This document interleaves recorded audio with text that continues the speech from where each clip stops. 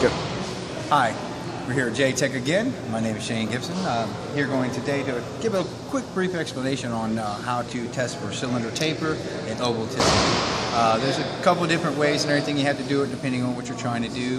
First we'll show you and everything the ovaltisity. That's pretty much the easiest one. You're just going to need a couple of tools to do that. First off and everything, you're going to need your snap tool here. This is really good for getting inside the cylinders. The other and everything is going to be your meter here. You want the meter to read. You're going to take it, make sure first of all that it's zeroed out. In this case, it's already zeroed out. Sometimes it won't be. You'll actually have to take and just turn this little dial, as you see. It'll turn it back and pretty much zero it out. That'll make sure your reading is true. You really don't want to be off when you're building an engine and everything, and you're putting all the parts together. If you're off by just thousandths of an inch and everything from what it's supposed to be in spec, bad things can happen. You get oil blow by, the rings won't scrape it. If you don't read it right and your rings happen to be too big for it, they definitely will fail. They will wear down, and then you're going to be tearing the engine back apart and redoing the same job. So it's always good to make sure you got the right tools and you try and get it within the best amount of specs as possible. If you send the block off to a machine shop and everything, they're really good with the cylinders. But it's always good to double check. Not saying that your machinist and everything is going to be bad and not know what he's doing, or he or she, excuse me. But it's always good to double check, especially if you're building somebody else's engine. The last thing you want to do is put money out of your pocket to have to replace it. So what we're going to do right now, I'll get you showed in here. You're going to take your first tool here. You're going to pop it down, and you want to set it just about an inch down. And you heard the little pop. You release the back, and it will then turn around and sit into the cylinder. Now, in this case, you want to make sure it's pretty much dead center. You want it lined up. Your first measurement, it's going to be it's on the sides. Once you got it set, turn the bottom, and then you have it locked in. It won't squeeze in. No matter, it's pretty good. That way and everything, when you go do your measurements, you don't have to really wear anything. So like I said, once again, make sure your meter's set back. In this case, it's set back to 0. You don't want to put pressure on this too much, because if you do, it can actually make it move. So at this point, you just simply open up your meter, line it up here into the T, on the outside of the T. Hands ain't exactly been working all day. Ain't exactly straight there. And you're going to take your measurements. Now, if you'll look inside there, you'll see on the measurements, you're looking at the numbers. You'll see the whole numbers and the numbers in between, especially there between the 2 and the 3. In this case right there, you're looking at 3. Let's make sure I got it set right. That's exactly 3 inches. So in this case right there, this cylinder and everything is 3 inches.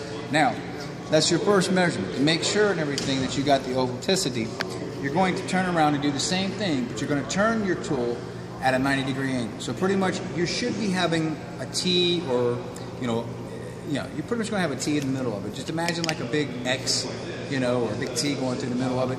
So your first one we did was straight up and down. The next one you're going to turn the 90-degree angle, put it in the same spot, up to 1 inch below the cylinder. Hear the pop. Once you get it lined up straight where you need it to be, just simply turn the little knob on the back, locks it in place. Once again, won't move. Then you come back over to your tool. Now, a lot of people would just straight use it out. They know it's dialed out.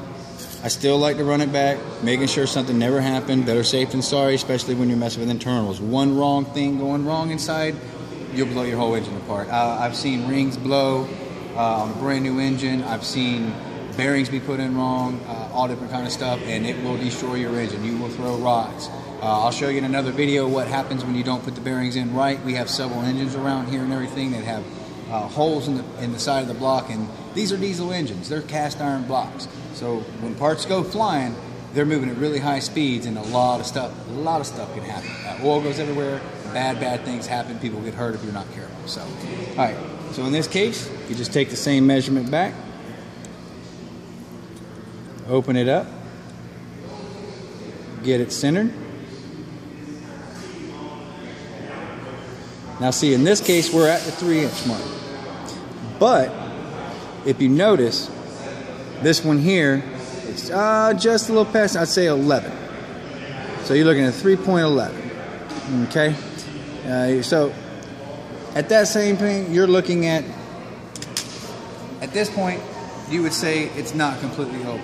But it's always good to double check. So I'd go back in, take a second measurement, making sure that I lined it up. You know, things happen. So, get it in, make sure it's level, and try and get it in the same spot. If you go higher one area, lower in the other and everything, you could get incorrect reading. In this case right here, and pull it back out, it's locked in. Dial back 0. So you're going to pretty much come back out. I know it's right around 3, so let's see if we can slide it up in there. We'll see if we can get it back in there. Get it up, get it in. Takes a little bit. Them blades are not that wide. You can even bring it up as far as in here. They're all straight. Just don't go above it because I don't know if you can see, but there's a couple little lips up top. If you go inside that can make your reading go up.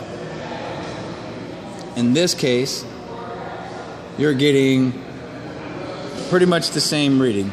So you're looking at 3.11. That right there would tell you the top ovalticity is not perfect. When you go one way, you got 3 inches. You go the other way, you got 3.11. At this point and everything, I would say no. That cylinder is not exactly oval. It's going to need a little bit of work. So what we're going to do is take the second measurements that we're going to need, and this one here is going to take the taper and everything. It's going to test 3 different spots inside the cylinder. You're going to take your top reading, which we can turn around and actually take and write those down. We know one way was 3, the other was 3.11. But what you're going to have to do to get your taper is you're going to turn around, do the same steps, but you're going to go down farther in the cylinder. You want to take 3 different measurements: 1 at the top, 1 in the center, and of course 1 at the bottom. And your placement and how you get it in there all really matter. So at this point in time, I'm going to go down halfway down the cylinder, and we're going to repeat the last steps that you did for the ovalticity. You're going to turn one way, and then again you're going to measure, and then you're going to turn around and turn another 90-degree angle. That's good. Excuse me. That's going to give you the T one way, or the line one way, and the other to make the T. So we're halfway down the cylinder. Got everything lined up. We're going to turn the knob. All right. Make sure I got it straight here because it won't come out there. All right, there we go. Now, of course, not going to move. That way you don't get a bad reading. You're going to do the same thing, measure it out. In this case here, you're looking at 3. Those little lines can be hard to see sometimes. So you're looking at 3. Yep. You're looking at about 1. Yep, about 2 on that there. So, you know, you're looking at about 3 inches and yep, 3.002. So you're looking at 3.002 on that reading. So once again, take your tool, tighten it down. You went this way first, turn a 90-degree. You want to go the same distance down. Make sure you're the same distance. If you're not sure and everything, I've seen some people and everything put a tape down there, go exactly down. They want to hit the same spot every time. Most of your machine shops and everything, they've been doing it for a while. They're really good at it. This is if you're going to be doing it at home, it's just certain things you need to pay attention to. It's not that hard. It's just making sure you double check. So we're going to do the same thing. We're going to pop it in place with it turned at a 90-degree angle. Tighten it back down. Make sure it's tightened very strong. Pull it out. Of course, you see it's locked in place. Not going to move. Now you're going to come back in. Put your measurements on the inside. And once again, we're looking at about 3.2. So the center of the cylinder and everything is pretty much dead on. The measurements are the same. You got 3.002, 3.002 on the other 90 degree. When we took the top measurements and everything, we took one. It was pretty much 3 inch dead on. The other way was 3.011. That's not good. I'll go back and everything later and double check this, but we've checked this several times here at J-Tech. Some of these engine and everything that you see around here are actually just for study, just for learning on and stuff. We have a couple of them that just are dead. holes in the blocks and stuff like that. But in this case right here, just going on what I did for the first one for the ovalticity, the very top of this, 1 inch down, we have problems. If you was going to use this block, I would suggest me send it back to the machine shop. If it had came from the machine shop already, I would take it back and explain to them what's going on, have them take the proper measurements, show them what you just did, and see what they can do to help fix. Especially because some of the machine shops can cost anywhere to $200-300 all the way up to, depending on what you're trying to do, you could be upwards of thousands of dollars when you're trying to machine a block. So the last measurement you're going to do for the tapering is you're going to come around here and you're going to get all the way down to the bottom. Some people do it different ways. In this case right here, we do have it on a stand here that can turn. So I'm just going to flip it around right quick. You can put it down into the cylinder, but I like to be precise. So we're going to loosen it up. In this case, we're just going to flip the block around here so we can get the bottom measurement so we can check our tape. In just a second, we'll turn it around. It takes a second here.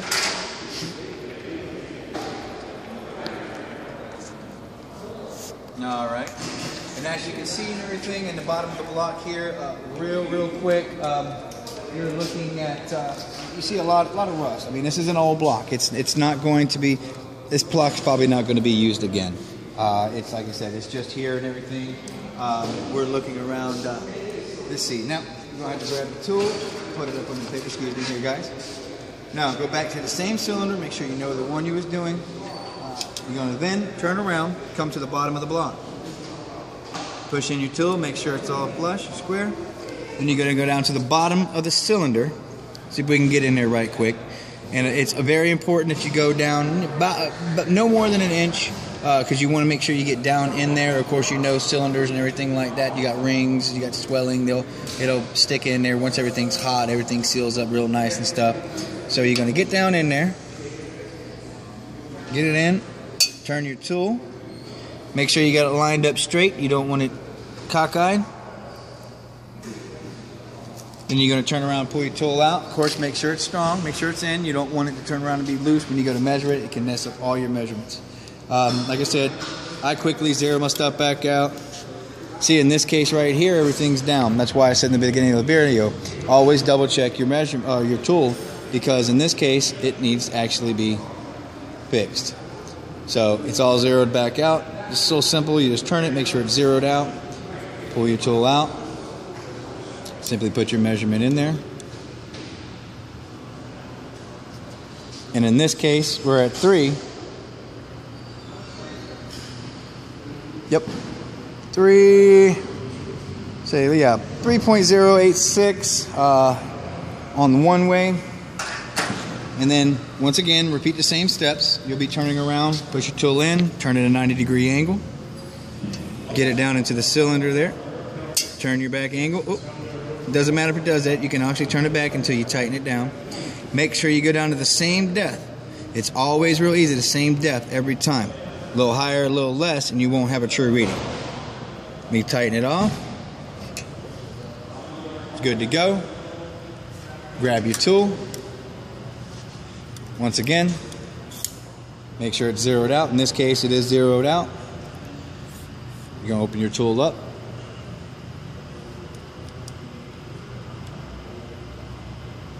Get your measurements. And in this case here, you're looking at 3.11. So I'm going to take one more quick measurement to double check that first measurement I did on the bottom of the cylinder. It's always good to double check, especially when you're trying to build an engine or refurbish an engine. You just want to make sure everything is precise. This is one of the most important parts of building an engine. Everything internally has to be precise. If you're building it back to manufacturer specs, everything has to be precise. You know, hundreds of thousandths of an inch. You know, millionths of an inch, depending on the manufacturers and everything. If it's not right, you put your bearings in wrong, or you mess around with your cylinders and everything, and the bore's not right, your piston rings and stuff won't seal. It won't scrape the excess oil off. In a diesel engine, if you get excess oil inside, you're going to run away diesel truck. That's very bad, especially if you got people standing in front and you're getting ready to work on it. Next thing you know, you think the car's turned off, but it's got oil that had got past the rings, and then next thing you know, boom, truck's done run over somebody. You got a runaway vehicle. You really don't want that. It's dangerous for everybody. Tear up stuff, and if it's actually somebody else's vehicle that you're working on, you're going to be paying for that vehicle. And it's going to come out of your pocket. You'll be working for free for a while. So we're going to take that quick measurement again. We're just going to pop it down in, double check my measurements, make sure I'm in the same spot from before. We'll go back in, because I mean, it's easy doing this stuff over and over again. You get used to it, but if you've never done it before, it's always good to double check. And see, in this case, I didn't have my tool set correct. So once again, we're back at 3.011. So in this case and everything, it was operator error from the first measurement. That's why it's always good to go back and double check. So the taper and everything on the cylinders looks decent at the top and the bottom. They pretty much match up a little bit. The ovaltisity is off a little bit from the readings. I double checked the top readings and everything like that. So the ovaltisity at the top isn't exactly right. The bottom, it looks good. It's identical and everything on both, on the T-way or the 90-degree angles. The center and everything like that looks fairly decent and stuff. But at this point in time, I would say that if this block came from the shop and it was new and your measurements was off and everything and you're trying to do your ovaltisity, it's not exactly oval at the top, I would send it back to the machine shop, take it down there, show the measurements you got and everything, making sure everything is right, because you know, you pay thousands of dollars, you want it to be on. So anyway, like I said, I'm here at J-Tech with the diesel program, and that's pretty much how you do a tapering on a cylinder and the ovaltisity check. Thanks again, and we'll see you later and everything. Come on back for more information. Thanks.